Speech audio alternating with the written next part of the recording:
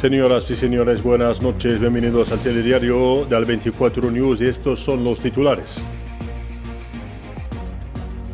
El presidente argelino Abdelmadjid Tebboune llega a Italia para una visita oficial en la que se prevé la celebración de la quinta sesión de la cumbre gubernamental de alto nivel argelino-italiana, un nuevo hito para fortalecer los lazos de amistad y mejorar las relaciones bilaterales. La hambruna se recrudece en Gaza en medio del bloqueo israelí de los pasos fronterizos y la ayuda humanitaria. Argelia denuncia desde la ONU la incapacidad del Consejo de Seguridad a resolver esta crisis. El canciller saharaui Mohamed Yeslam Baysat afirma que Marruecos carece de voluntad política para resolver el conflicto en el Sáhara y propone planes obsoletos propios a las épocas coloniales. ¿Qué tal? Buenas tardes. El presidente de la República, Abdelmadjid Tebboune, llegó esta tarde a Roma, donde efectúa una visita oficial durante la cual presidirá del lado argelino la quinta sesión de la cumbre intergubernamental de alto nivel argelino-italiana. El presidente de la República de Argelia fue recibido a su llegada al aeropuerto internacional de Roma Fiumicino Leonardo da Vinci por el ministro de Defensa italiano Guido Crosetto y el jefe del protocolo del Papa León XIV, Javier Domingo Fernández González. Según un comunicado de prensa de la presidencia argelina, esta visita reviste especial importancia para fortalecer los históricos lazos de amistad y las relaciones bilaterales entre ambos países amigos en diversas áreas.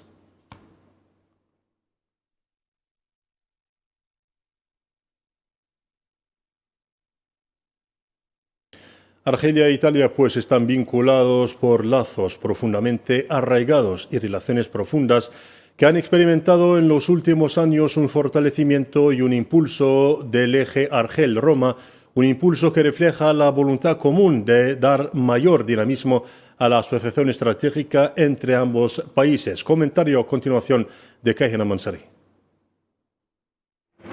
Argelia, Italia, dos naciones del Mediterráneo que comparten, además de la geografía, un vínculo histórico que ha evolucionado a lo largo de 60 años en una asociación de excepción marcada por la cooperación política, económica, de seguridad y cultural.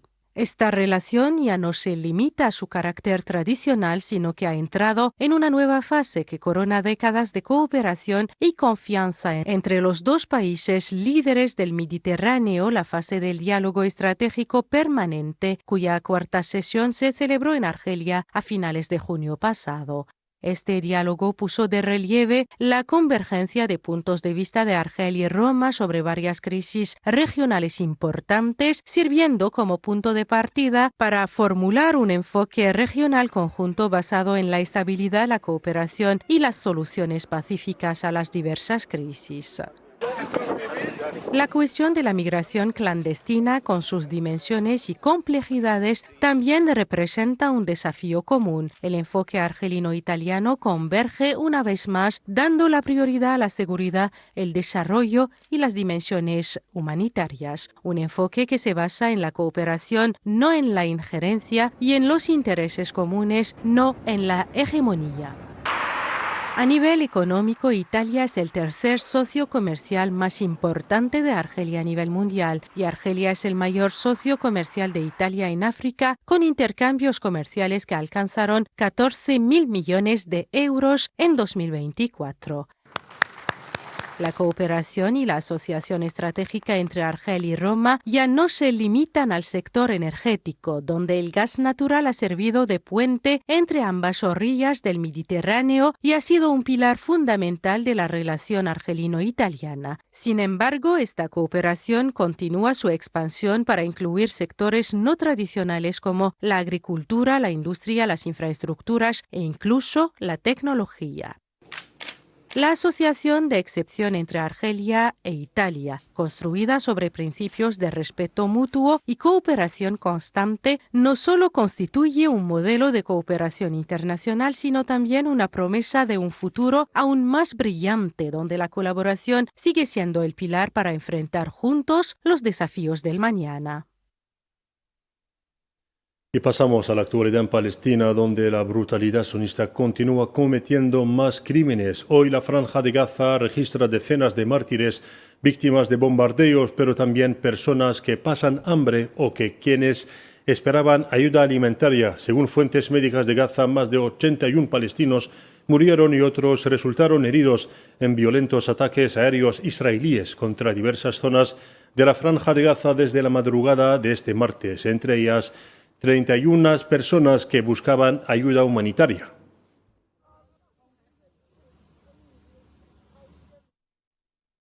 Cuatro palestinos, también entre ellos 2 niños, perdieron la vida esta mañana debido a la desnutrición, el hambre y la deshidratación que padecían, según dio a conocer la agencia de noticias palestina Wafa, citando a fuentes médicas. El bebé Youssef Mohammed al-Safad, de tan solo 40 días, murió de hambre y por falta de alimentos y leche en el norte de la Franja de Gaza.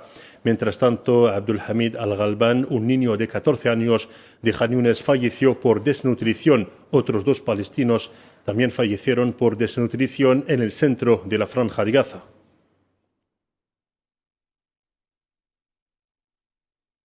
La Oficina de la ONU para Refugiados de Palestina, UNRWA, anunció que la búsqueda de alimentos se ha vuelto tan mortífera como los bombardeos en la Franja de Gaza, señalando que el hambre está diezmando al personal médico y a los periodistas.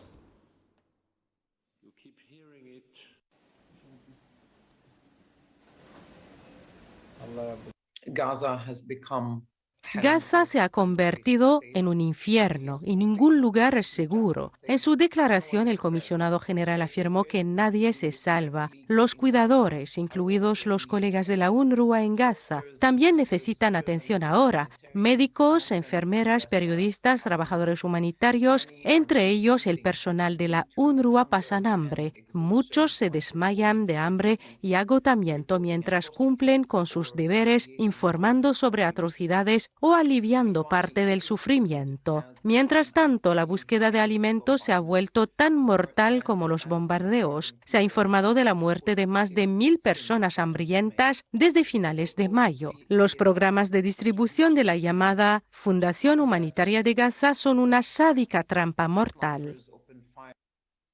A su vez, el secretario general de la ONU, Antonio Guterres, afirmó que la desnutrición está en aumento y que la hambruna se cierne sobre Gaza, describiendo la situación en el enclave palestino como una película de terror. En su discurso ante el Consejo de Seguridad, Antonio Guterres destacó que lo que está sucediendo en Gaza no tiene precedentes en la historia moderna.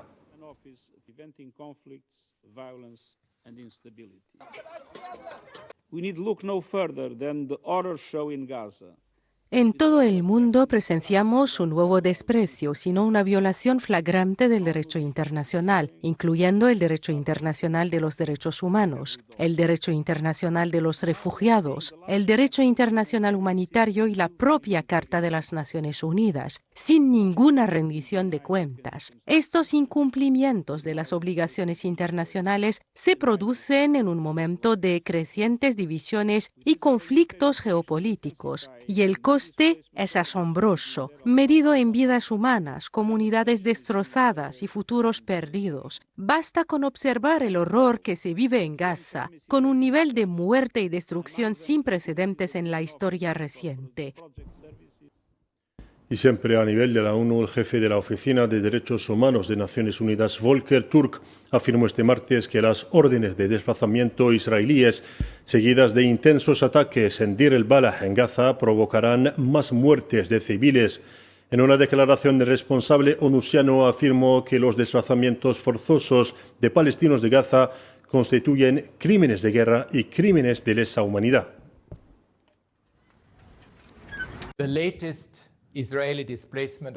Las últimas órdenes israelíes de desplazamiento, seguidas de intensos ataques contra el suroeste de Deir el-Balah, en la Franja de Gaza, han agravado el insoportable sufrimiento de los palestinos hambrientos.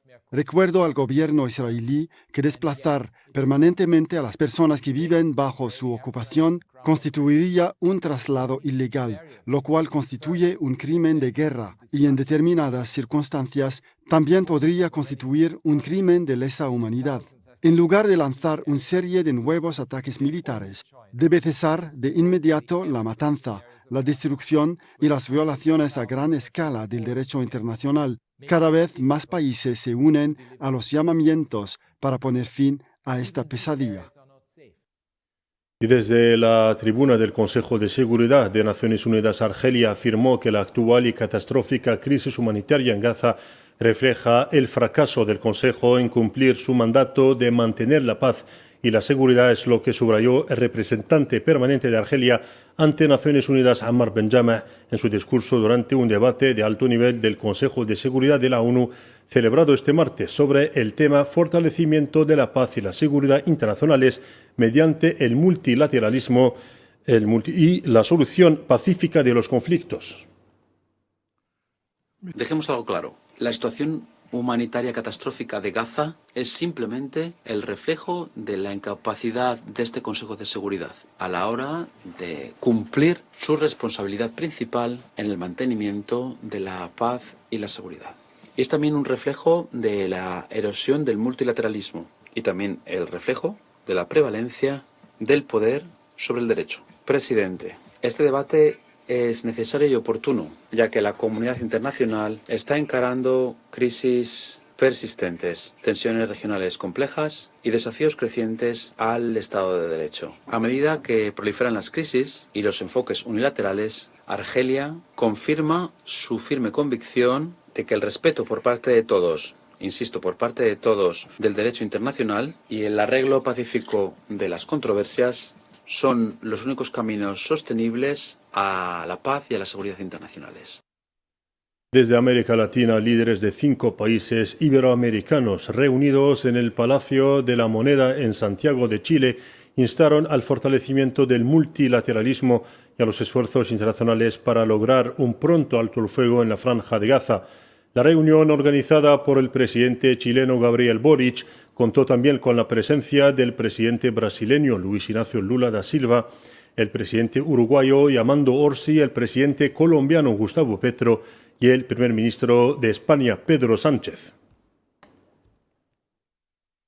No podemos ser indiferentes en una reunión con mandatarios internacionales haciendo un llamado nuevamente al alto al fuego en Gaza. Nos desgarra la muerte, el asesinato que día a día se produce en este lugar del mundo que también somos nosotros. Y hacemos un llamado al alto al fuego, a que Naciones Unidas y en particular su Consejo de Seguridad se ponga las pilas. La Unión Europea afirmó que todas las opciones están sobre la mesa si Israel no cumple sus promesas respecto a Gaza. La alta representante de la Unión Europea para Asuntos Exteriores y Política de Seguridad, Kaja Kallas, enfatizó que el asesinato de civiles que buscan ayuda en Gaza es absolutamente injustificable y añadió que había reanudado las conversaciones con funcionarios israelíes para confirmar el entendimiento sobre la ayuda y la obligación de abstenerse de matar personas durante su distribución. Israel necesita tomar medidas más concretas para mejorar la situación humanitaria sobre el terreno. A petición del Consejo Europeo, presente a los ministros un inventario de las diferentes medidas que podrían adoptarse en relación con la revisión del Acuerdo de Asociación Unión Europea-Israel realizada en junio. Así que debatimos sobre esto y estas son decisiones que los Estados miembros deben tomar. Mantendremos estas opciones sobre la mesa y estaremos listos para actuar si Israel no cumple sus compromisos. El objetivo es mejorar realmente la situación en Gaza. Y en cuestión saharaui, el ministro de Asuntos Exteriores del Sáhara Occidental, Mohamed Yeslam Baysat, afirmó que lo que Marruecos califica de propuesta de autonomía es simplemente un intento de reciclar los restos coloniales ofrecidos a los pueblos que luchan por la libertad. En una conferencia de prensa en la Embajada de Saharaui en Argelia con motivo del 50 aniversario de la creación de la República Saharaui, Baysat instó a las fuerzas que apoyan el colonialismo y el apartheid a aprender de las lecciones del pasado y abstenerse de reincidir en violaciones del derecho internacional.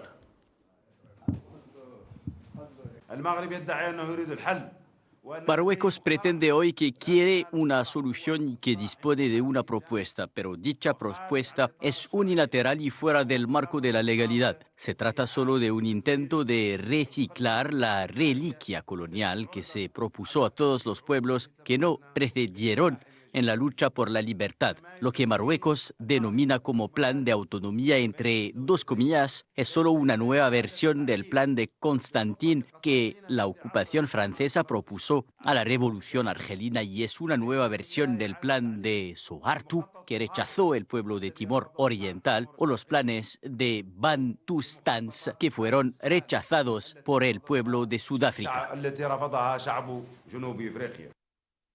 El canciller saharaui también destacó que Marruecos carece de voluntad política sincera para buscar seriamente una solución real al conflicto. Marruecos carece de una sincera voluntad política en la seria búsqueda de una verdad solución. El comportamiento del gobierno marroquí contradice de manera flagrante sus declaraciones. De un lado pretende buscar una solución y de otro Marruecos escala la guerra, intensifica la represión, aumenta el ritmo del saqueo de riquezas e invierte en diabolizar al pueblo saharaui y a su único y legítimo representante, el Frente Polisario. El comportamiento del gobierno marroquí desvela sus verdaderas intenciones y su elección de la estrategia del statu quo para ganar tiempo con el fin de legitimar una ocupación militar ilegítima, condenado por todos los convenios y leyes y rechazado por todos los tribunales internacionales y regionales. El Frente Polisario afirmó que África se liberó del colonialismo, pero partes de la República Saharaui aún permanecen bajo la ocupación ilegal marroquí, en flagrante violación de los principios del Acta Constitutiva de la Unión Africana. El presidente del Consejo Nacional Saharaui, Hamad Salama, afirmó durante su discurso en el marco de la apertura de la sesión ordinaria del Parlamento Panafricano en Midrand, Sudáfrica, afirmó que África no se librará completamente del colonialismo hasta que se liberen todas las tierras saharauis.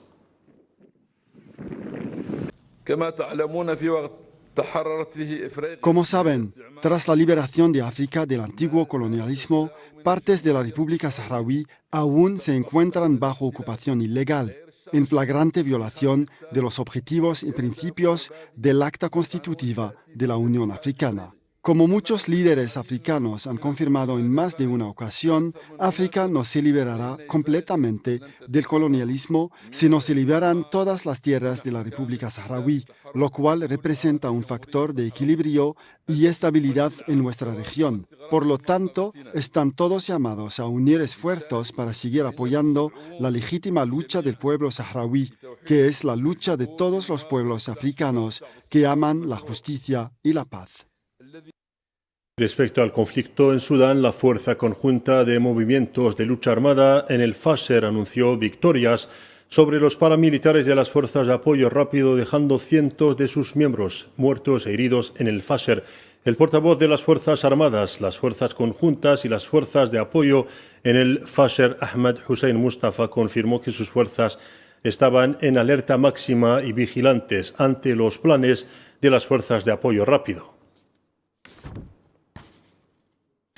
La Organización Internacional para las Migraciones informó que más de 1,3 millones de personas han regresado a sus lugares de origen en Sudán desde noviembre pasado. En un comunicado, la organización confirmó el creciente número de personas que regresan a los estados de Jartum y el Nilo Azul, donde las autoridades han comenzado a restablecer los servicios básicos, y advirtió por otra parte que quienes retornan enfrentan serios desafíos, en particular la amenaza que representan las municiones sin detonar, lo cual, según la organización, socava la sostenibilidad de los esfuerzos.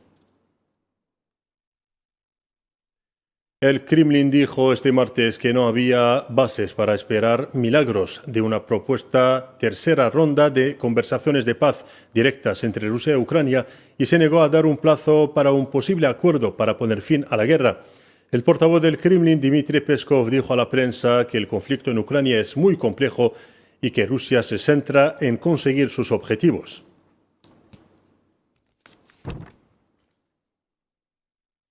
Volviendo a Naciones Unidas, el portavoz del secretario general de la ONU, Antonio Guterres, Stefan Dujarric, dijo este martes que el jefe de la ONU lamenta profundamente la decisión del presidente estadounidense Donald Trump de retirar a su país de la UNESCO, la Agencia de Cultura y Educación de la ONU. El presidente Trump decidió retirar a Estados Unidos de la Agencia de Cultura y Educación onusiana, la UNESCO, según dijo la Casa Blanca este martes, repitiendo una medida que tomó en su primer mandato y que fue revertida por Joe Biden.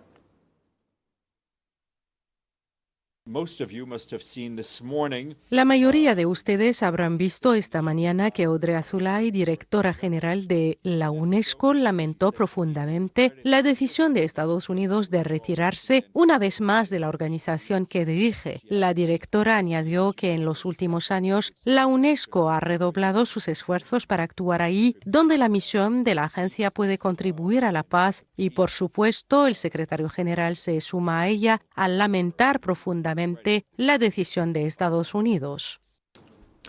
Y con esto terminamos nuestro informativo. Gracias por su atención. Adiós y hasta mañana.